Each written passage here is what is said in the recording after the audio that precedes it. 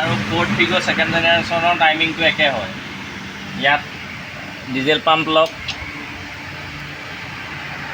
কেম লক, crank চাপ লক, এইটো ক্ৰেংকৰ লক,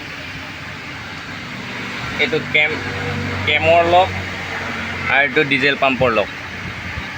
আৰু টাইমিং কৰোঁতে সাৱধান, এইটো জুম কৰি দিয়া। টাইমিং কৰোঁতে সাৱধান, অকল বেলডাল টানিলে নহ'ব, এই বস্তুটো ইয়াৰ লগত পোনে পোনে থাকিব লাগিব। এই লিভাৰ ওলাই থকা লিভাৰটোৰ নিচিনা আছে, এইটো ইয়াৰ পোনত থাকিব লাগিব, তেতিয়াহে হ'ব।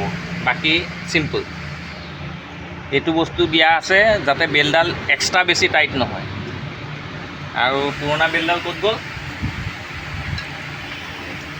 পুৰণা বেলডাল আমি কিয় সলালোঁ? গাড়ীখনৰ 1,00,000 কিলোমিটাৰ পাৰ হ'ল।